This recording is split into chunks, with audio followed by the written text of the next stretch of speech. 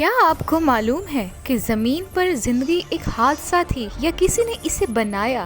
اگر زندگی بس ایک اتفاق تھی تو پھر ہم یہاں کیوں ہیں؟ اگر میں آپ سے کہوں کہ زندگی ایک ایسی جگہ سے شروع ہوئی جہاں کوئی انسان تو دور روشنی بھی نہیں پہنچ سکتی تھی، تو کیا آپ یقین کریں گے؟ ہم جس زمین پر رہتے ہیں، جس پر چلتے ہیں، جس پر درخت، پہاڑ، سمندر، شہر موجود ہیں، کیا آپ نے کبھی سوچا کہ زمین اصل میں ہے کیا؟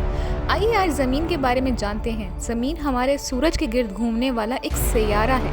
یہ وہی جگہ ہے جہاں انسان، جانور، پودے، دریا، پہاڑ اور سمندر سب موجود ہیں۔ زمین مختلف تہوں یعنی لیئر سے بنی ہوئی ہے۔ اس کے اندر ایک بہت گرم حصہ ہے جسے کور کہا جاتا ہے۔ اس کے اوپر ایک موٹی تہ ہوتی ہے جسے مینٹل کہتے ہیں، اور سب سے باہر وہ سطح ہے جس پر ہم چلتے ہیں، اسے کرسٹ کہا جاتا ہے۔ زمین وہ واحد سیارہ ہے جہاں زندگی موجود ہے۔ اس کی وجہ یہ ہے کہ یہاں پانی، ہوا، روشنی اور درجہ حرارت سب کچھ زندگی کے لیے بہترین ہے۔ زمین ایک وقت میں دو کام کر رہی ہوتی ہے: اپنے محور پر گھومنا جس سے دن اور رات بنتے ہیں، سورج کے گرد چکر لگانا جس سے موسم بدلتے ہیں۔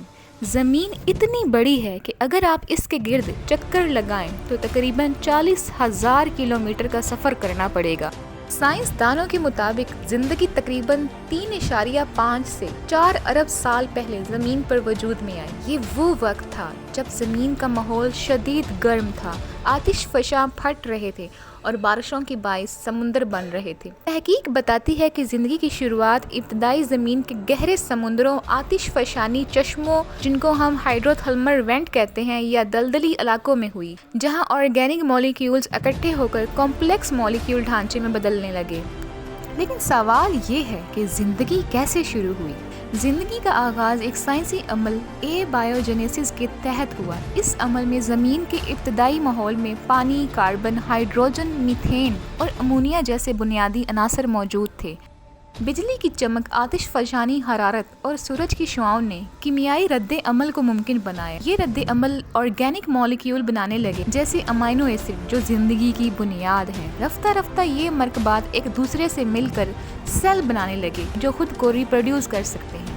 اب یہاں پر میں آپ کو کلیئر کرتے چلوں کہ امائنو ایسڈ بہت ضروری ہوتے ہیں سیل بنانے میں، اور کوئی بھی جاندار سیل سے ہی بنتا ہے۔ یعنی کہ پہلے امائنو ایسڈ بنے گا، پھر سیل بنے گا، اور پھر سیل سے ایک جاندار بنے گا۔ زندگی کو کس نے بنایا؟ یہ سوال سائنسی اور مذہبی نظریات میں مختلف جواب رکھتا ہے۔ سائنس کے مطابق زندگی قدرتی کیمیائی عمل کے ذریعے بنی، جس میں کسی ایک مخصوص تخلیق کار کا کوئی ثبوت نہیں ملا۔ مذہبی نظریات کے مطابق زندگی کو اللہ نے تخلیق کیا، جیسا کہ قرآن اور دیگر مذہبی کتب میں ذکر ہے۔ دونوں نظریے اپنی جگہ قائم ہیں، اور ہر انسان اپنے عقائد اور علم کے مطابق ان کو قبول کرتا ہے۔ زندگی کو بنانے والا کون ہے؟ یہ سوال بھی مذہبی اور سائنسی زاویے سے مختلف جواب رکھتا ہے۔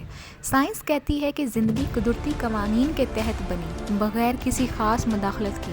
مذہب کا ماننا ہے کہ اللہ نے زندگی تخلیق کی اور وہی سب کا خالق ہے۔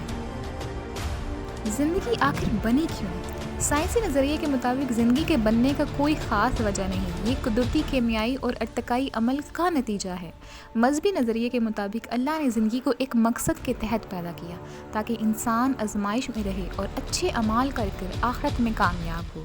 تو نتیجہ یہ نکلتا ہے، زندگی کے آغاز پر مختلف نظریات ہیں، لیکن سائنس اب بھی اس پر تحقیق کر رہی ہے۔ زندگی کب، کہاں اور کیسے بنی، اس کا جواب سائنس کسی حد تک دے چکی ہے، لیکن کس نے اور کیوں جیسے سوالات پر مذہب اور فلسفہ بھی اپنی رائے رکھتے ہیں۔ اگر آپ کو یہ ویڈیو پسند آئی ہو تو میرے چینل کو ضرور سبسکرائب کیجیے گا اور لائک کیجیے گا اور شیئر کیجیے گا۔ شکریہ۔